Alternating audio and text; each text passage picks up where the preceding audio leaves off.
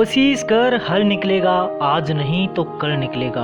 अर्जुन के तीर सा सद मरुस्थल से भी जल निकलेगा। नमस्कार दोस्तों, मैं हूं आरडी प्रजापत और स्वागत करता हूं आप सबका स्टूडियो यूट्यूब चैनल के आज 17 अगस्त 2020 के महत्वपूर्ण करंट अफेयर्स के वीडियो में। दोस्तों, आज के करंट अफेयर्स की पीडीएफ आप हमारे टेलीग्राम चैनल से डाउनलोड कर सकते हैं, जिसकी लिंक आपको वीडियो के नीचे डिस्क्रिप्शन बॉक्स में मिल जाएगी। अगर आप हमारे चैनल पर नए हैं और ये वीडियो देख रहे हैं तो वीडियो को अंत तक देखिए। आपको वीडियो कैसा लगा ये जरूर से कमेंट बॉक्स में बताइए और स्टूडियो यूट्यूब चैनल को सब्सक्राइब करके बेल आइकन प्रेस कर लीजिए ताकि आने वाली वीडियोज के नोटिफिकेशन आपको सबसे पहले मिल जाए। ठीक है दोस्तों, अब चर्चा करेंगे उन प्रश्नों की जो कि पूछा था हमने पिछले वीडियो में। पहला प्रश्न था, कमला हैरिस को किस देश के उपराष्ट्रपति उम्मीदवार के रूप में नामांकित किया गया है? तो आप लोगों को भली बात पता है, अमेरिका में उपराष्ट्रपति उम्मीदवार के रूप में कमला हैरिस को जो है नामांकित किया गया है। और इनके बारे में चर्चा करें तो अभी नवंबर 2020 में जो है राष्ट्रपति और उपराष्ट्रपति के चुनाव होंगे अमेरिका में। तो उसमें जो है जो बिडेन नाम से एक जो है उम्मीदवार खड़े हुए हैं और उन्होंने उपराष्ट्रपति पद के लिए भारतीय मूल की कमला हैरिस को चुना है। और अभी जो ये चुनाव होगा वो 59वां राष्ट्रपति चुनाव होगा। जो बिडेन जो है वो डोनाल्ड ट्रंप के प्रतिद्वंदी है और जो राष्ट्रपति ओबामा के काल में उपराष्ट्रपति थे। तो जो बिडेन थे वो कौन थे? ओबामा के काल में उपराष्ट्रपति थे। अब कमला हैरिस अमेरिका में एक बहुसंख्यक पार्टी के राष्ट्रीय कार्यकाल के लिए नामित होने वाली पहली अश्वेत महिला है और भारतीय मूल की भी पहली महिला होंगी। कमला का जन्म कैलिफोर्निया के ओकलैंड में हुआ था। वह सैन फ्रांसिस्को से जिला अटॉर्नी और कैलिफोर्निया की पूर्व अटॉर्नी जनरल है। अगला प्रश्न पूछा था, भारत मालदीव को कनेक्टिविटी परियोजनाओं के लिए कितने मिलियन अमेरिकी डॉलर की सहायता देगा? तो आपको पता है कि 500 मिलियन डॉलर यहाँ पर सही आंसर है। भारत मालदीव को कनेक्टिविटी परियोजनाओं के लिए, मतलब कुछ पुल निर्माण के लिए, कुछ कंस्ट्रक्शन के लिए, मार्ग बनाने के लिए ये जो है राशि दी जाएगी कर्ज के तौर पर। तो 500 मिलियन की ये राशि है। इनके बारे में पूरी डिटेल की चर्चा करें तो 100 मिलियन जो अमेरिकी डॉलर है वो तो अनुदान होगा और 400 मिलियन अमेरिकी डॉलर का ऋण प्रदान भारत सरकार करेगी। किसको? मालदीव को कनेक्टिविटी परियोजनाओं के लिए। अब यहाँ जो है 6.7 किलोमीटर का पुल निर्माण परियोजना है जो कि माले को मालदीव से जोड़ेगी। साथ ही अन्य 3 द्वीप है, विलिंगली, गुलीफाऊ और सीलाफुडी, इन सीलाफुसी। तो इन जो 3 द्वीप है इनसे भी ये जोड़ेगी। 6.7 किलोमीटर का पुल का निर्माण होगा और साथ ही दोनों देशों के बीच में जो व्यापार और वाणिज्य है उसको भी बढ़ावा मिलेगा। भारत और मालदीव के बीच में एक नियमित कार्गो फेरी की सेवा भी शुरू की जाएगी। भारत ने वर्ष 2020-21 के लिए मालदीव के लिए आवश्यक वस्तुओं की एक आपूर्ति का अपना एक कोटा को भी नवीनीकृत किया है, जिसमें आलू, चावल, चीनी, गेहूं, दाल आदि जो भी खाद्य पदार्थ है उनको सप्लाई किया जाएगा। तो इस तरह से दोनों प्रश्नों की चर्चा होगी। अब चर्चा करेंगे जो पिछले वीडियो में हमने प्रश्न शामिल किए थे उनके एक रिवीजन की। पहला प्रश्न है, किस अंतरिक्ष एजेंसी के टेस मिशन ने 66 नए बाह्य ग्रहों की खोज की है? तो यहाँ पे नासा ऑप्शन सही है। नासा का जो टेस मिशन है उसने 66 नए बाह्य ग्रहों की खोज की है। अगला प्रश्न है, ब्लूमबर्ग बिलियनियर इंडेक्स के अनुसार विश्व के चौथे सबसे धनी व्यक्ति कौन बने हैं? तो मुकेश अंबानी चौथे सबसे जो है धनी व्यक्ति बने हैं। किसके अनुसार? ब्लूमबर्ग बिलियनियर इंडेक्स के अनुसार। पहले नंबर पर जेफ बेजोस है और सेकंड नंबर पर है बिल गेट्स। अगला प्रश्न है, steel authority of India limited यानी कि सेल के अगले अध्यक्ष के रूप में किसे चुना गया है? तो यहाँ पे सोमा मंडल ऑप्शन सही है। सोमा मंडल को स्टील अथॉरिटी ऑफ इंडिया यानी कि सेल का अगले अध्यक्ष के रूप में चुना गया है। अगला प्रश्न था, हाल ही में किस भाषा के कवि और गीतकार चुनक्करा रामन कुट्टी का निधन हो गया है? तो यहाँ पर ये मलयालम भाषा के जो है कवि थे और गीतकार थे और इनका हाल ही में निधन हो गया।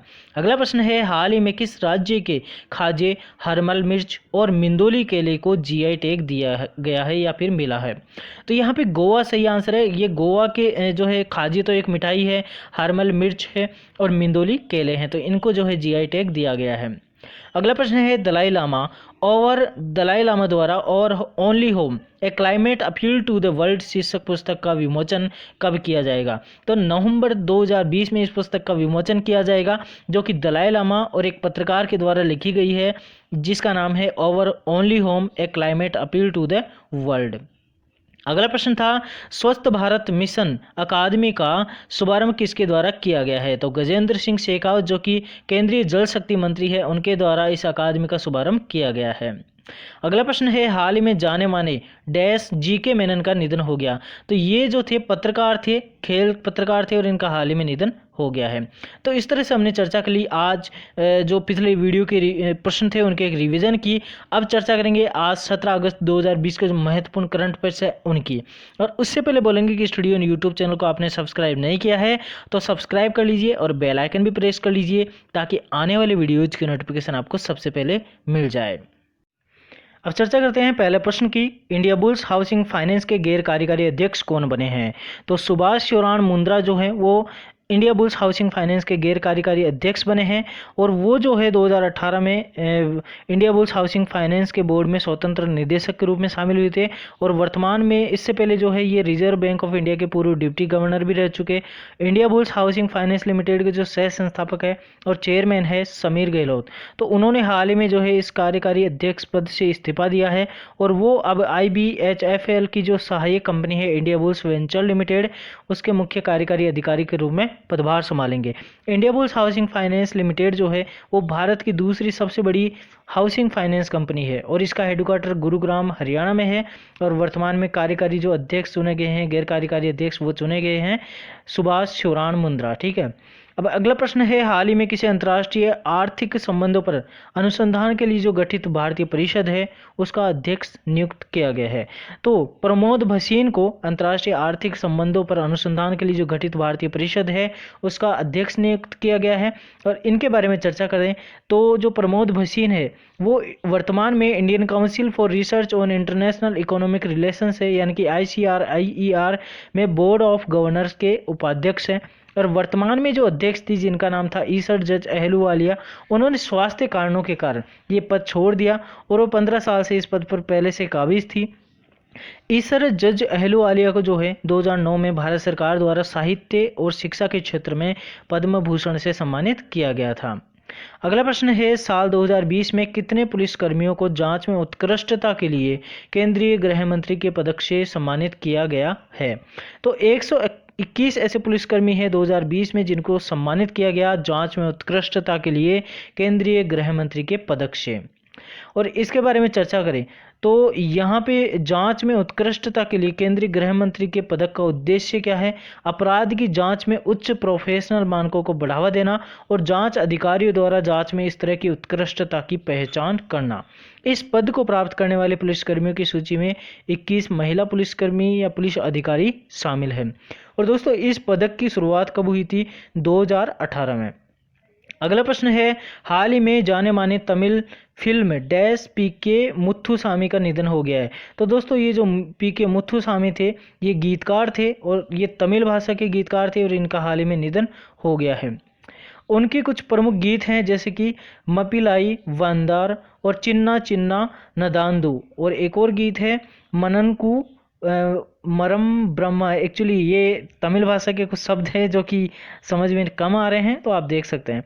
अगला प्रश्न है, हाल ही में किसी ICC एम्पायरों की एलीट पैनल में शामिल किया गया है। तो KN अनंत पद्मनाभन को ICC एम्पायरों की एलीट पैनल में शामिल किया गया है। आप फोटो में देख रहे हैं यह है KN अनंत पद्मनाभन। ठीक है। और KN अनंत पद्मनाभन जो है वो ICC के अंतर्राष्ट्रीय एम्पायरों की पैनल में शामिल हुए हैं। इससे पूर्व भारतीय एम्पायर नितिन मेनन को भी एलीट पैनल में शामिल किया गया था। अनंत पद्मनाभन फर्स्ट क्लास प्लेयर रहे हैं जिन्होंने केरल के लिए 105 फर्स्ट क्लास और 54 लिस्ट A गेम्स खेले हैं। उन्होंने क्रमशः 344 और 87 विकेट लिए थे।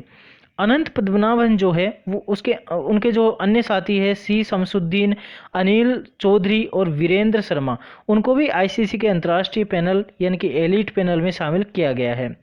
अनंत पद्मनाभन जो है उन्होंने IPL सहित सभी प्रमुख घरेलू टूर्नामेंटों में भाग लिया है। अब दोस्तों ICC की बात करें तो आपको पता ही है कि हेडक्वार्टर दुबई संयुक्त अरब अमीरात में है और वर्तमान में जो CEO है ICC के वो है मनु साहनी। दोस्तों ICC की स्थापना 1909 में हुई थी और वर्तमान में अध्यक्ष है शशांक मनोहर।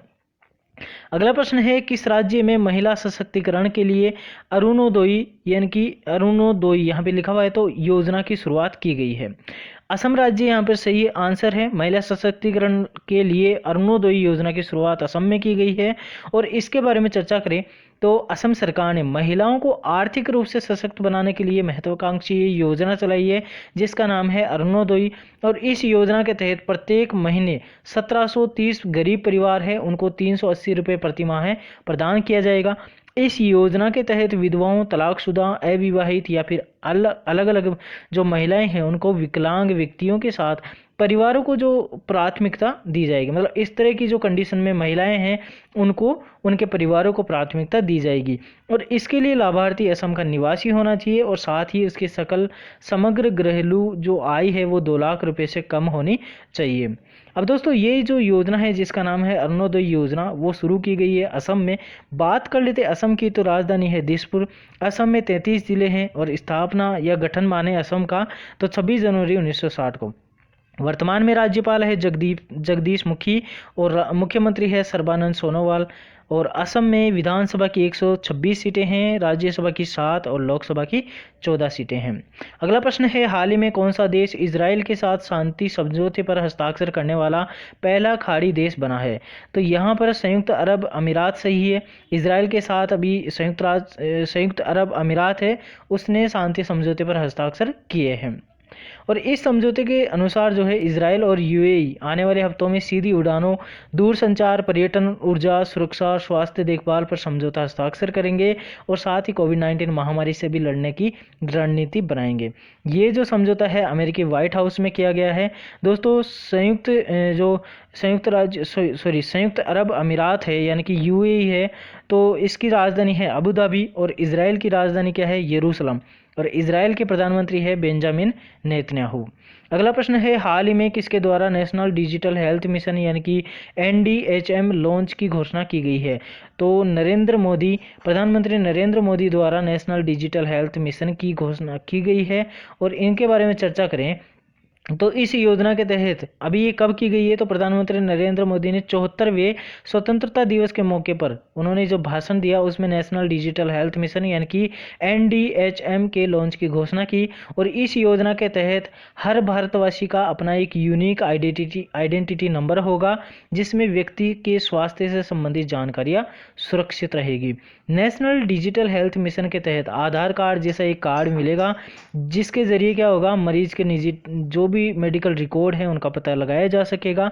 और इस योजना के अंतर्गत अस्पताल, क्लिनिक, डॉक्टर उनको भी एक सेंट्रल सर्वर से जोड़ा जाएगा ताकि व्यक्ति का जो मेडिकल डेटा है उसी सर्वर पर मौजूद रहे और कभी भी देखा जा सके। ठीक है, तो इस तरह की ये योजना प्रधानमंत्री नरेंद्र मोदी ने लॉन्च की है जिसका नाम है नेशनल डिजिटल हेल्थ मिशन।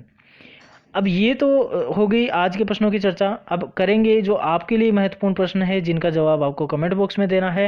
पहला प्रश्न है आपके लिए, steel authority of India limited यानी कि सेल के अगले अध्यक्ष के रूप में किसे चुना गया है? अगला प्रश्न है, हाल ही में किस राज्य के खाजे हरमल मिर्च मिंदोली केले को GI टैग मिला है? इन दोनों प्रश्नों का जवाब आप पूरी डिटेल के साथ में दीजिए और कमेंट बॉक्स में इनके बारे में पूरी डिटेल लिखिए।